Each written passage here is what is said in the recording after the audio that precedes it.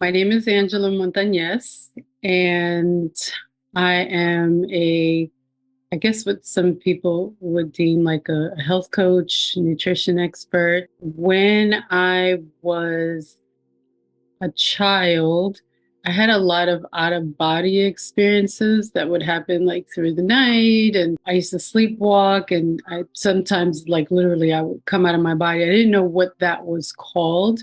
I've had a lot of I came in with a lot of memories of past lives and a lot of memories of the life in between, as far as not being in any life but being, up in the heavenlies.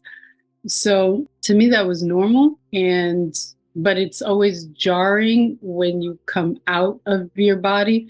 I used to think sometimes it was a dream, or even when I knew it wasn't a dream, I would just feel like, okay, this is just something else that happened. I hope I'm able to get back in. I've had several near death experiences, and for some reason, I don't know why, but each one makes me the longer the time period between each one, the more I think, and I'm in my head and I think, well, maybe it was just me. Maybe this happened. Maybe this didn't really happen. And then I try to reacquaint myself back into the world. In 3 days before the new year of 2009, so it was December 28th, 2008, I was prepping for the LSAT and law school admission test, and I wanted to be a health lawyer. And so I had my nephews in my house with me. They were young, they were about 9 or 10, and they were asleep on the floor of this living room, actually. And so I got dressed. I woke up early. I got dressed. I ate a little something. I said, okay, I'm gonna really go study. I remember grabbing a pink Victoria's Secret bag, and I put my LSAT book. There's a library that is about probably about 2 or 3 blocks. So it's probably like a 3-minute walk from here outside of my neighborhood. And so I said, well, I'm gonna go to the library. I'm gonna be back before these kids wake up. So I'll be gone for like maybe an hour and a half max. And so I bought a brand new coat, brand new navy pea coat, and I had a scarf that went around my head. And so I said, okay, I'm going. So I went out the front door. I started walking the hill that leads out of my neighborhood. So I'm at this intersection, and there's one, two, three. It's like a three-way where cars come. So I'm waiting for the light to change on the thing. So it changes from the hand sign that stopped to the person walking sign. I said, okay, usually I would take it. If I don't see any cars, I would just run across. But for some reason today, I thought, you know what, I'm just going to wait until I have the right of way, and then I'm going to go. And so it changed. And I said, okay, I have it. I stepped onto the concrete in the street, and there was a car that was coming by. It was a smaller car. It was like beige, and I stopped. I said, I'm going to let him go first.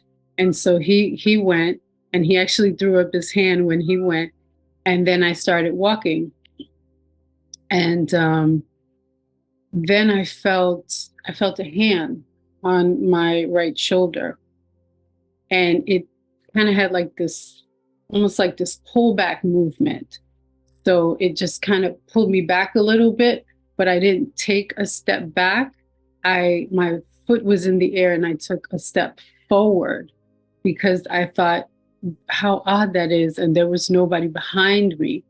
And when I look to my left, I see this really big, I think it was a Dodge, or I don't remember, but it was an old truck, and the grill was like up to here to me. So it was really big. And so I turn on my left, and I see the person in the car making the turn and coming toward me from my left. And all I'm thinking is, oh my gosh, this is she really gonna, she's not gonna hit me.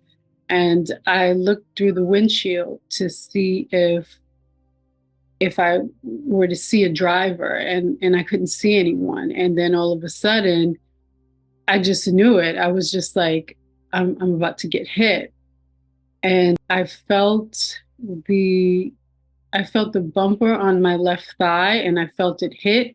And then before impact, my body just shut down. And I learned later on that's actually a response. It's a self-preservation response that the body has. I was told that when she hit me, I didn't go straight down. I kind of did a whiplash and then went straight down, and my head hit the concrete. But during that time, I didn't know anything. I just knew my body had blacked out. And then everything was spinning. Like there was darkness. And then all of a sudden, when I felt like I can't even say cognizant, because everything was spinning. Everything, even with my mind closed, my whole body, everything just felt like spinning and spinning and spinning, like I was in this tunnel. And I was just praying. I was just praying. I couldn't pray with my mind though. Like I couldn't gather a thought.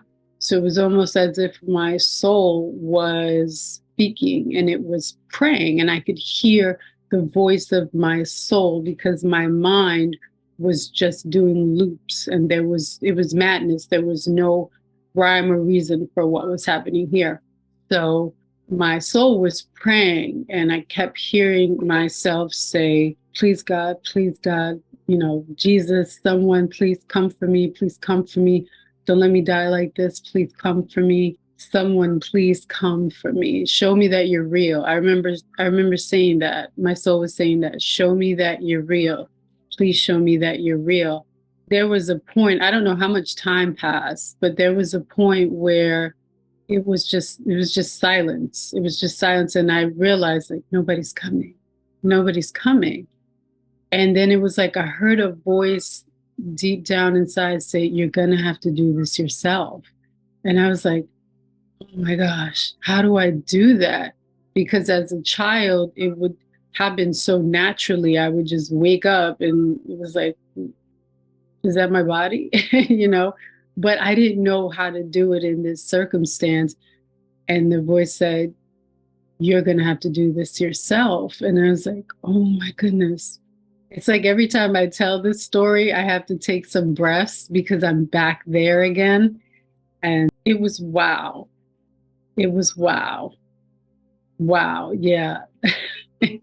So I don't even know how to describe this, but I was pulling deep down from my soul. And I just kept saying, you can do this. And like I said, it wasn't my mind, it was my soul, like just trying to jump out, just trying to jump out of the body. At one point, it just happened. I envisioned, but it wasn't in my mind. It was like there was an envisioning of this bridge that was kind of adjacent to where I was hit. And I just kind of when I came out, I was right there at that bridge. And I remember looking around and I was thinking, "Oh my God, I can't believe that I can't believe I did. I can't believe this happened." But then I thought, "Am I dead? Oh my God, am I dead?" And I went to turn myself to the right because I was going to go look at my body. And something said, "Don't look, because if you look, you might not want to go back." And I was like, okay, I'm not going to look. I'm not going to go looking.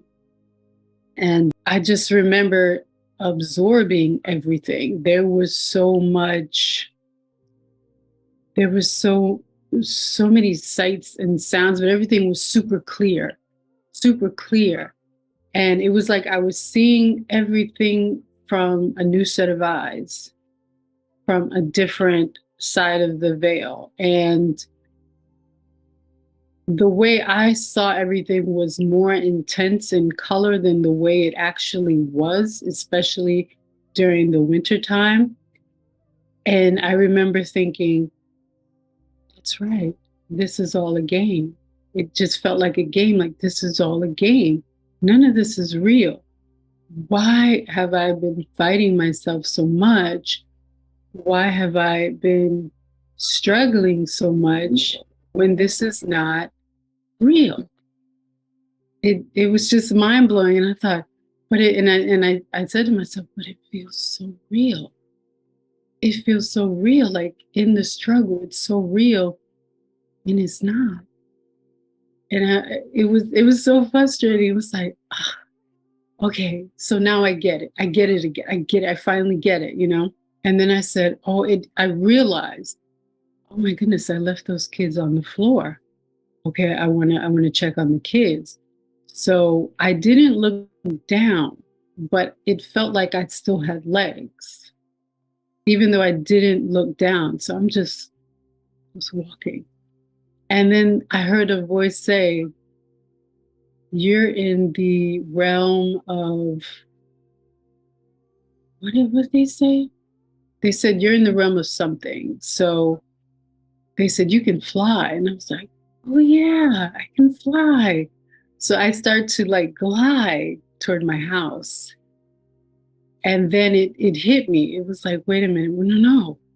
I'm not only in the realm of flying, I'm in the realm of thought. I'm in the speed of thought. So whatever I think is right there. If I want to be wherever I decide to go, all I got to do is think it. And so I thought of my living room, and I was here. I was right in the living room. And for some reason in that moment, that's when it became super clear to me, like, you're in an in between. This is an in between. So your body is still alive. You're not dead. Your body is still alive. It's struggling, which is why I wouldn't go back. But your body is still alive. And I needed to separate from the trauma that was happening. And it was just very clear, like, I'm out. I'm out. And I don't know if I'll be able to get back in. I don't know if I want to go back in. I'd rather just I'd rather just kind of repeat a cycle, like find another host and be born again and go through that again if my body's too messed up to go back into. So I went to walk toward my nephews, and there was like, I bumped into something. And it was like, it was as clear as a veil, transparent as uh, glass, and as hard as plexiglass.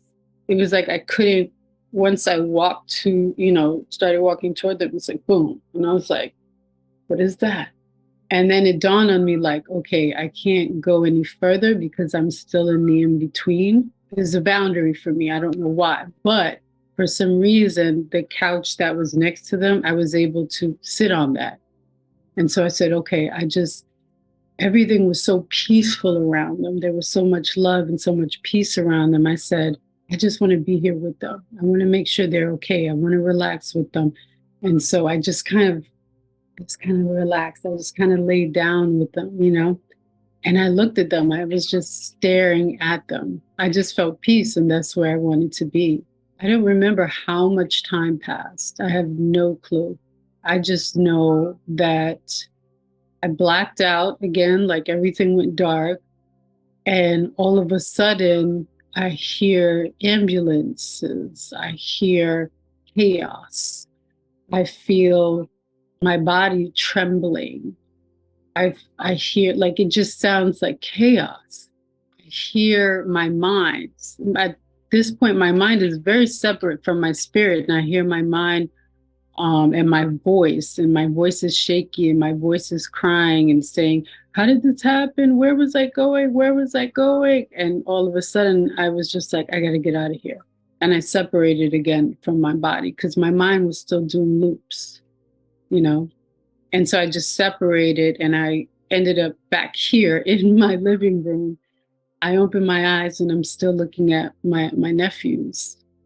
And I sat up, and I said to myself, okay, I don't know what my body's going to look like. I don't know what's going to happen, but I do know that if there's a chance for me to continue with this life, I have to go back and take the risk to see what everything is like.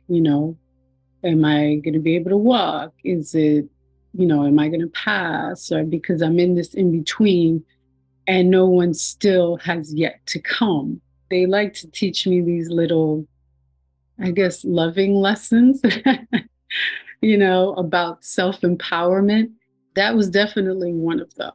It was definitely one of them. So I looked at my nephews and I remember just walking backward. It was very weird. I was walking backward as I looked at them.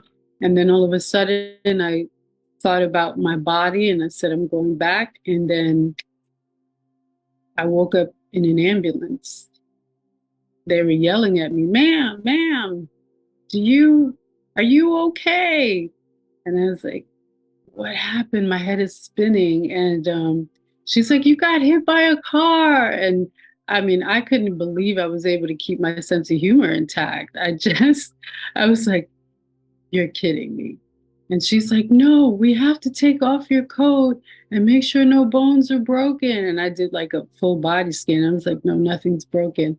And she's like, we can't take that risk. And so I started unbuttoning my new coat. It came that morning. And I started unbuttoning it. She goes, no, we can't take a risk that anything is broken.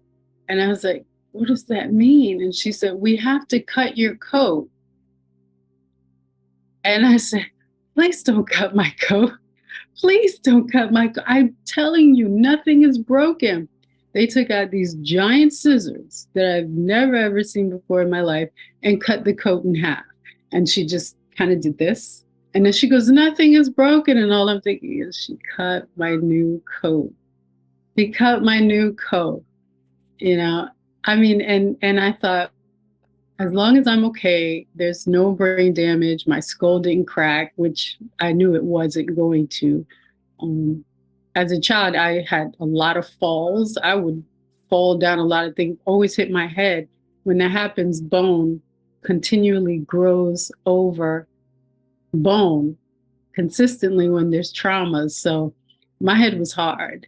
And so, yeah, they were surprised that my skull didn't crack, but you know, so it was an experience. There was resulting trauma. Anytime there's a back and forth where you're in this world, then you're not in this world, then you're in this world, then you're not in this world. And that's been like kind of a theme in my life. To readjust back to the world, there's a little bit of trauma, but all of this has taught me that that's my life. I exist between two worlds, and there's always going to be something that I'm taught. It may be in an unconventional way. There are times that I say, you guys could have just told me this instead of me going through these crazy experiences, but it would not be as impactful as it is. Each one develops more of an awakening within you as to what you are, who you are, your purpose, what you came to do. And of course, it always goes back to love. Everybody says love, right? And sometimes in these situations, you may not feel it. You're like, this doesn't feel loving, but it's not painful. It's not sad. It all feels like different levels of an awakening. It's all one big awakening. You're just going through these situations, these elaborate divine experiences that are helping you to blossom into more of yourself, more of your divine self. And then once you have touched that divinity in different ways, just your presence is healing toward other people. And I think that's the most important thing. You don't realize you're receiving. I say you guys because I've had several different, I'd say, beings. First of all, you have the bigger voice, which everybody knows, everybody ascribes to as God, because it's like this voice that comes out of nowhere and you're like, and you just feel it inside. That's God. You know it. Everything in you is God. And then you have angels. I've been visited by angels as a child. So she was elaborate, the most elaborate thing I've ever seen. So there's angels, there's ancestors. I also get visited by ancestors. There's those that I don't know, people that I don't completely recall. Some are from past lives, and some are just part of the surrounding land or lands that I've visited. Sometimes they just show up and I'm like, who are you? I don't know you, and then they'll announce themselves. They'll say, I'm from here, I'm from there, this is my purpose. Or sometimes they're sent to help you. You've never seen them before. So I call them, I say they, or I call them my spirit team or my squad, or it's too lengthy to call them individually by name or the names that they give me. So I either say my council, my squad, my team, all of you, they, so that they all their ears perk up. Because like I said, it's the realm of thought. Everything is very instant. What you think is what's going to be in front of you or where you're going to go. This earth, everything is a little bit slower, but the concept is still similar in regards to it being magnetic. I didn't understand when I was younger because terminology I don't understand, experience I understand. And so it's something that I've been doing. It's something that I do because I was allowed to come in with the remembrance of conversations that I've had with even souls that incarnated around the same time that I did, as well as a conversation with God about this specific life. I tell you, it seemed really simple from that higher perspective. But once I got here, I was like, how do I do this? Everything seems so simple. Like, yeah, this is going to happen and I'm going to get through this and I'm going to come out a winner. No, everything was so slow and it still feels slow, but they do speak. They speak in dreams, which is why it is important to pay attention to your dreams. They speak in dreams, they speak in intuition, like many people think. They also speak sometimes very clearly and very audibly. Sometimes they give you smells. You'll say, like, what is that smell? Okay, so what does it mean? So their messages flow through the senses. So they'll have you smell, they'll have you taste things, they'll have you literally feel things. My mother passed in like 1998. Sometimes she thinks it's funny in the morning to play with my feet, and I literally feel her hands on my feet. It used to be a little bit scary, but I think I've adjusted to it. The more loved ones that you have that pass over, and then they come and they speak with you, then it feels a little bit more comforting. There's less of an intensity of fear that you're grappling with because you feel nothing but more love on the other side. The other side, because it's not really that far away. It's like literally right here or existing in bothness, I would say, simultaneously. I think what is frustrating is when there's another lesson to be learned and I'm desperate for an answer, and the only answer they give me is let go. That has been my theme for the past like 2 months. I'll just I'm dying for an answer. Please tell me this. Please tell me this. And the only thing I get is let go, let go. So it's not fun when you don't get, especially for yourself, you don't get the answers that you want. It's always let go. Just let it, release the hold on it.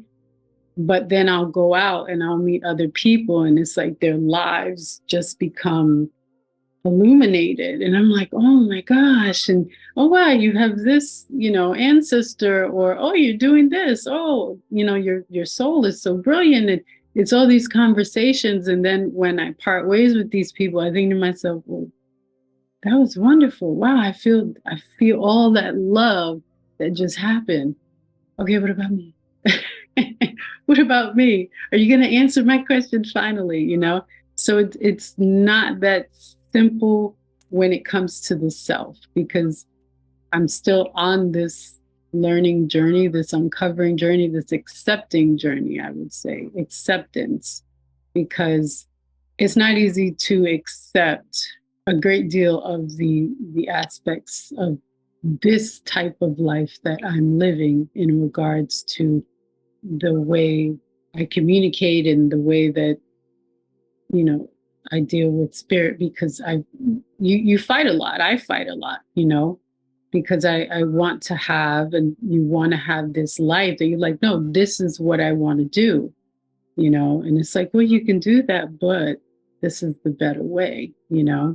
So sometimes it feels like a challenge because I resist a lot, but I don't think I would want any other life. It's a matter of unplugging. So, like nowadays, everybody's about social media. That's the entire word right now, social media. But unplugging from it all. Unplugging because we are the channels. We are.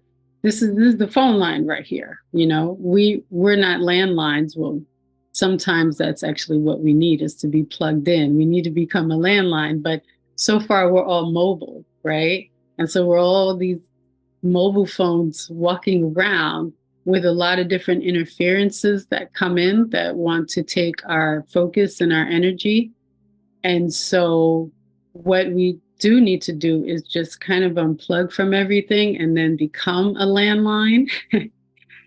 And from there, we'll see those that feel so disconnected.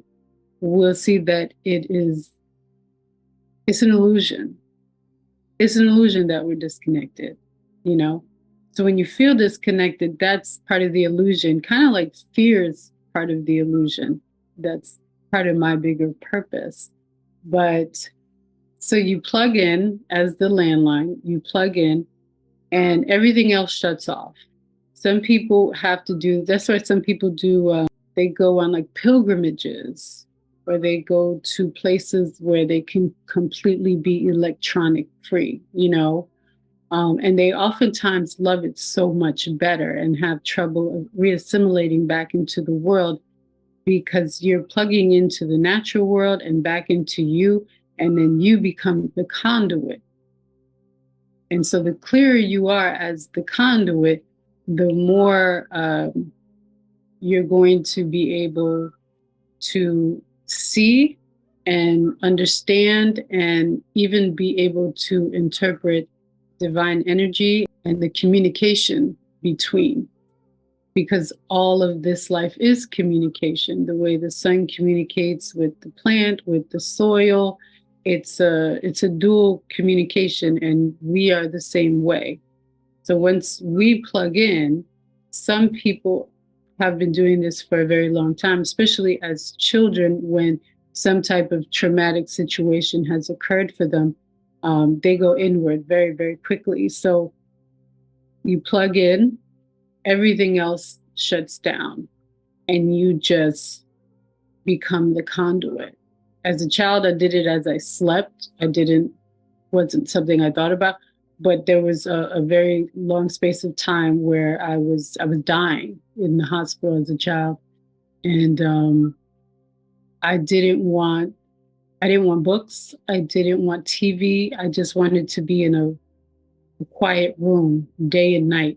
And a lot of the physicians thought that it was depression. And it's not depression. You're going inward.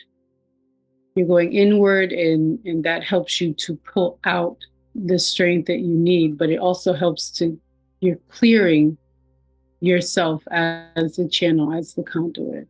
That's why you do it. Like, you just X everything out, and you're gonna go crazy for a while, because you're gonna have to be with your thoughts. But after a while, everything just becomes more and more silent, especially like during the warmer months, or when you're in a warmer climate and you can be out in nature, you can focus. That's important. I was a caregiver for my great aunt for 5 years. And then we did end of life care in the house at home. It wasn't the easiest, but it was definitely, it's a labor of love. It's a labor of love, and to be present and do what they call as what's known as hold space with another individual as they're preparing to cross over is such a big thing. Like you emotionally, you're vulnerable, and at the same time you are holding that space and trying to keep yourself together as well. And I also had a dog who loved her. And he was my dog though, but when she was gone, he got very depressed, and then he started going downhill. And then, he was like, if she goes, I'm going. And so everything just felt like it was back to back. But yeah, that's not an easy thing because those people we miss. We miss the interactions, we miss the smells, we miss those physical things. They do come and visit, which is very nice. Follow the breadcrumbs, follow the pieces, the signs, follow the signs that they leave. I remember my mother told me, this was a few months after she passed, she said, I'm going to be here. So I'm going to be around you for 3 months so that I knew when I would see something move, because sometimes they move like in front of me, raising candles and shaking them and all kind of crazy things. And I'll just be sitting there watching like, so we're going to do this, moving keys. And I'll say, okay. But she said, I'm going to be here for 3 months so that I know if I see, you know, crazy things happening or I hear her voice, okay, she's here. Then she said, okay, then I'll be gone for a while. Sometimes she'll tell me the time frame, sometimes she won't. She'll just say, I'll be here for this time frame and then I'll be gone. So they do come and visit several times of being in that bed where you intensely feel the energy of other people, because as the body starts to fade, it's almost like you're becoming transparent in a sense. The feelings and emotions of others are like literally hitting you because your body is so weak, you're feeling it. So even if they don't speak, you feel everything. So I think that is so important, and in just a magnificent awareness to be completely clear when you're in that space with someone. As your body becomes weaker, you become more of what they call as porous, like a sponge.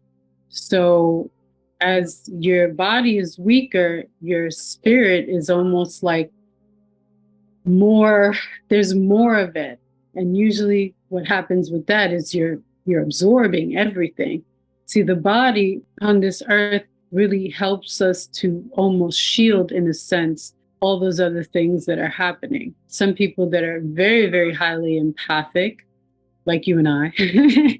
And so even though we're in these bodies, we're at the end of the day, we still come home and it's like, why do I feel sad? Why do I have a headache? Why do I feel this way? Why is it? Because we felt it all and we haven't processed that maybe these things don't belong to us. And maybe there are mindsets behind it that we haven't fully let go.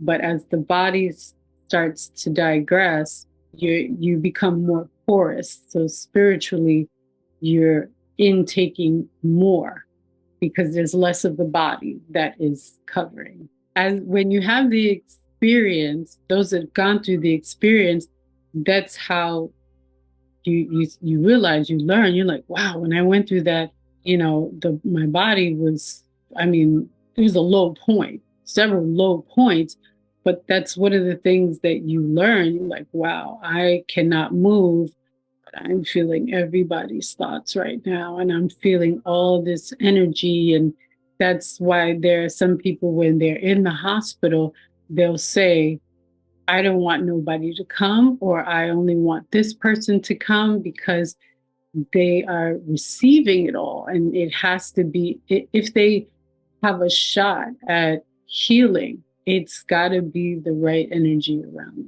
I think I'm going to keep it streamlined because there's so many things that have happened, from being asked several times in different situations where my body was pretty much, dying, if I wanted to leave or come back to Earth, which is like a little insane. Like, wow, I get a choice.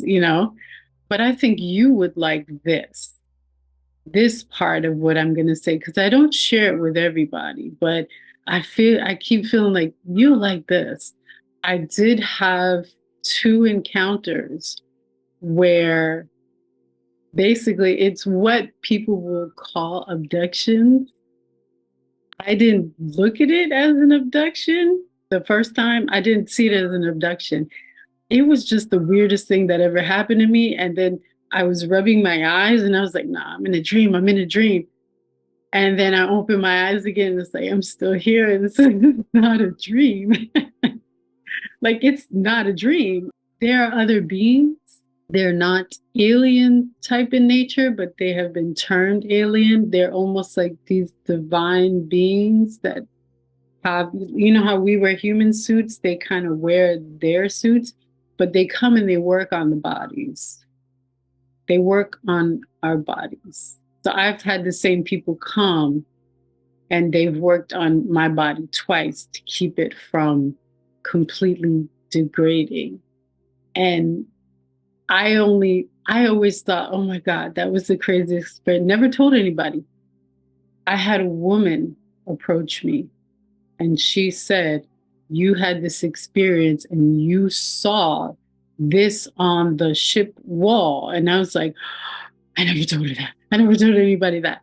But I would love to share that with you because I feel like in some way, those two experiences are going to be important for you. And I don't know why. They're like helpers. So they work on the body to keep you here longer, to keep it going longer. I guess I would say when you haven't fulfilled the purpose that you came to do, I have to keep this together. There's so many factors, but they're not aliens, but they are, but they're not. It's, I don't know how to describe it, but they do. They work on the body. They've helped me twice. No, I'm sorry, 3 times. And yeah, but I just have a feeling like you're gonna need this. That's what I hear. You're gonna need this because I feel like you might have an experience coming up and you're gonna need a framework for it so that you don't freak out.